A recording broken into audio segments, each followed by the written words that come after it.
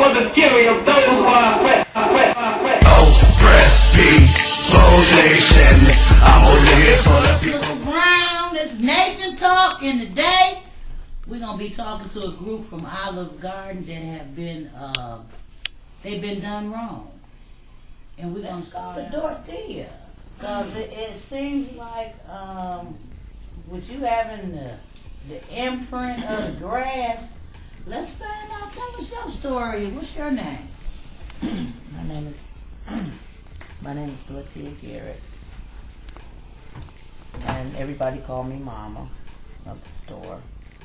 I worked at the old store on Orange Place, and we transferred over to Richmond and Harvard, where we changed up with different managers, and they called themselves the Brotherhood. We know about that. What does Brotherhood stand for? Are they white? Are they all white managers? Yeah, they all white managers. Okay.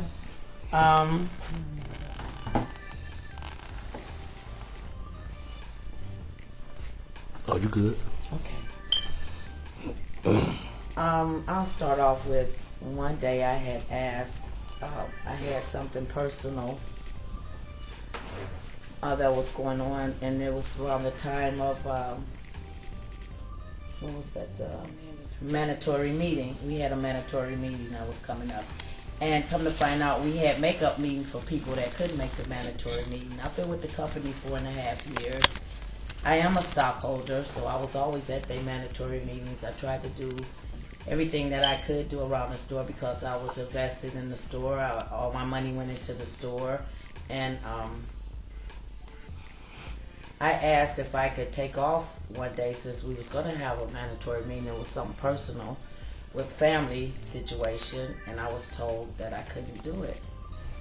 And I had gave them enough notice. And it was a makeup meeting that following Wednesday. This was the end of, June. And I was told that I couldn't. I had to come in uniform or I would be fired, wrote up or fired. So that Wednesday I was at work. I had worked all day. I was doing a double. And one of the girls had come in. And I asked her, say, how you doing? And she said, oh, I'm trying to hurry up and get myself together, Mama. And I said, what are you doing? You coming to work? She said, no, I'm coming for the makeup meeting. I said, well, where were you on the makeup meeting? She tells me, she says, I called in sick. I called in, I overslept. So Danny and Jonathan them told me that I could just come in for the makeup meeting. I'm like, what? And so I went and confronted Danny. And in the handbook it said if you feel like you discriminate in certain some kind of way or something that they give a preference and let one of the servers or another employee do something and that you can't, that you could bring this up and we'll discuss this. So I asked Danny. Danny tells me, mind your business. Mind you, Danny is the one that likes to play around with the servers. Play around like what? Well, he dates them. That's the one who was having sex with the employee, Danny. Oh, okay. We have one of the girls that's in our group. She's not here right now. Melissa, she's a whistleblower, and she saw Danny over at the house, so they came up with that. She was still in soup and salad at $6.95 for the guests, and they had to set her up to get rid of her. But she was told that she wouldn't, if she would make a statement or write a statement against the manager, Danny, his name is Daniel Florence, and they transferred him to Akron to kind of clean up the store, but the store is still running the same way. But anyway, to get back with me, I asked, I had gave them my opinion. They told me to mind my business. Okay, so I kind of, I went to Peter Matson Bose. He's our district manager. And I told him about it. He said, well, Dorothea, that's, a pretty harsh accusation. I said, well, yeah. How can you tell some of us we have to be there? If we don't show up or no call, no show, that's automatic dismissal. That's in your handbook. And this lady, she calls in and say, well, I oversleep. And another one of our employees, you know, she went to a wine test and she was kind of hungover, so she couldn't make it to the mandatory meeting. But it was okay. But at the time, I was told I had just shut up and mind my business. But when you go to them about something that you feel like, you know, something's not right, and why somebody, you know, this woman could call in. She's a young girl, and she could call in and say, well, I overslept. Well, come on in and make it up. She got that little bitty body. Yeah. She cute. Yeah. That little small body that Yeah. you be talking about. Yeah. Okay. So, another incident that happened with me was on July the 1st of 2010. I called off. I tried to call off because I don't like to call off. You know, I have children. I have grandchildren and great-grands. And I help send some of my children through college. I have a grandson that plays college football. And I wasn't feeling good at all. I was feeling very bad. And I asked them if I could take off. I called in early that day. I had to be at work at 5:15 that evening. I was scheduled at 5:15. And I told him, I said, I'm not feeling good. This was in the morning when I called Danny, and I talked to Danny Florence. And I asked him, I said, Danny, I need someone to take my shift. I'm not feeling good. Dorothea, what's going on? Well, we need you here. I said, Danny, I know, and you know I will be there. I worked the double for them the day before. And you know I would come and I would stay all day. But right now I'm not feeling good. I'm not feeling well at all. Please don't make me come in here because I'm not feeling good. So he said, well, call back around 1 or 2 o'clock. I called back and I'll see if I can find someone to take your shift. I called back. And 2 of the girls, one by the name of Lauren and another one by the name of Shanti, they say, oh yeah, Mama, we'll take your shift. You always cover for us when you can. And so by that time, it was around 2 or 3 o'clock, Jonathan comes in. Jonathan Patterson. And he says, so Ashanti tells him, well, we're going to work for Mama D. They all call me Mama. And we're going to work for Mama D. And he said, no, you can't. She needs to come in here. And it's not like I call off because I done got my cell phone bill paid for the next day. I have bills. You know, I have grandchildren, children that I'm sending through school or whatever. And if I call off, I'm not, it's something personal or, you know, very emergency because I'm always working. I'm always there. I open the store and I will close it. And I was told, Ashanti calls me back. She said, Mama, Jonathan's not letting us work for you. He said, you have to get in here or you'll be fired or rolled up. I'm like, are you serious? What have I done, Jonathan? I mean, if I tell you I'm not feeling good, I'm not feeling good. And he says, I have to get in there or I get rolled up or fired. And so I get up and get myself together and I'm praying, oh my God, I hope I make it through this evening because I'm not feeling good. I'm not feeling good at all. I remember making it in the parking lot. And that's all I remember. I get out the car, and I remember trying to make it to it, because when I got out the car, I felt very woozy. And when I tried to make it towards the door, I never made it. That's all I remember. And I woke up to someone pumping I was getting, I guess, from what I hear, because I don't know, I was out of it, that some guests found me laying there, almost was ran over by a car. A gentleman came and was holding my hand. A lady, some people saw me in uniform and they ran in. This is what I hear from the guests found you. Yeah, the guests found me. When they found you, the guests ran actually inside the restaurant and called the ambulance, I believe. Well, they was asking for managers. They say one of your employees is laying out outside and we're not getting no response for her. She's not even breathing. Okay. So, not once did Jonathan tell anyone to call 911 or did they go in the office because 911 never called from the Olive Garden. So one of the guests said, are you serious? You know, what's going on with the managers? Can't nobody come out here and see? And some of the hostesses that was up front, they say, Jonathan, the guests are very angry because won't nobody go out there. And one of the hosts tells me that, you know, and Jonathan said, well, what I'm supposed to do? What am I supposed to do? shut the restaurant down because she's laid up out there? Jonathan, is that how you feel?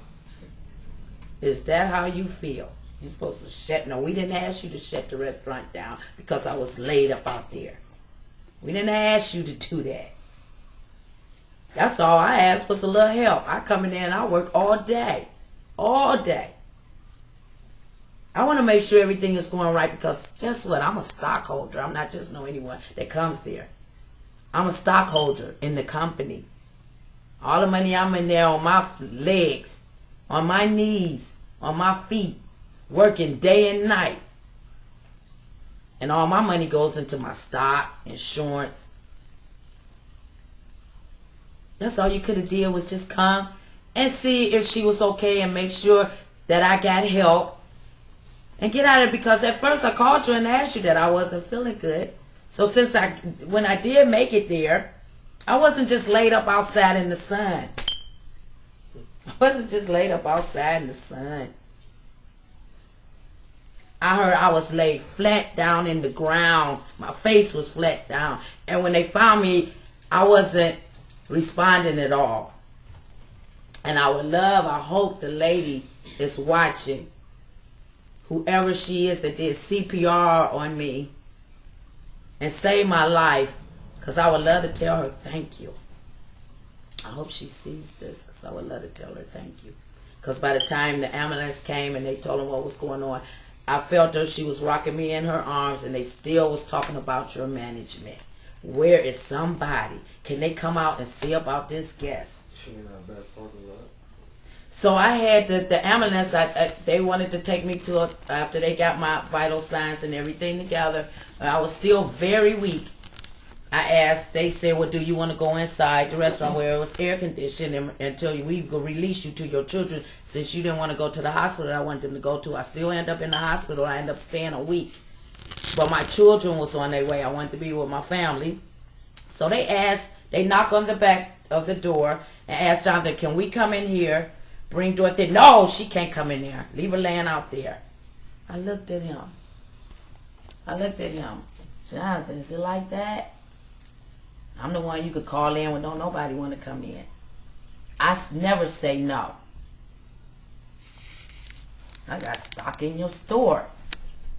And you look at my face and my eyes and say, leave her laying out there on the ground. I'm not going to work right out of workman's comp. And then you slam the door in the face. Then you had nerve to open the door back up and tell me, don't come back unless you have a doctor's excuse. And then you slammed it again.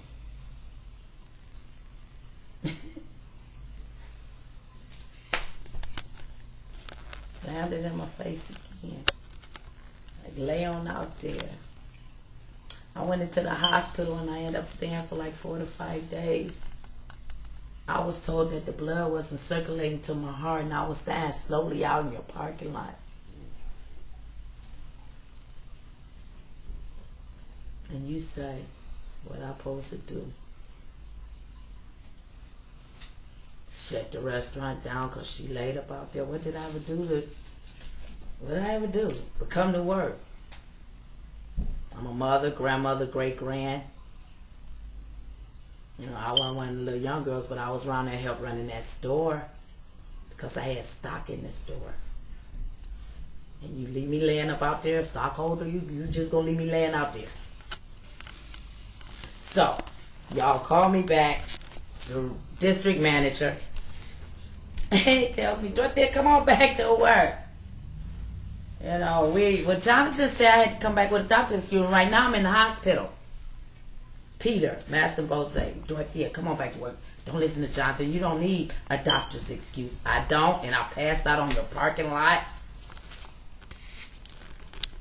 Dying slowly out there. Hey, the blood wasn't circulating to my heart at the time. I was out there praying for my life in the heat. I couldn't even come in your store for no air. I was basting out in the sun. Or when y'all first heard about it, you said that you thought I was laid up out there tanning. Well, I look like I need a tan. They actually said that? Yeah. Yeah. Yes. That's what they told the hostess. I was out there chilling. I was chilling. With your face down. With my face down. Wasn't getting no response.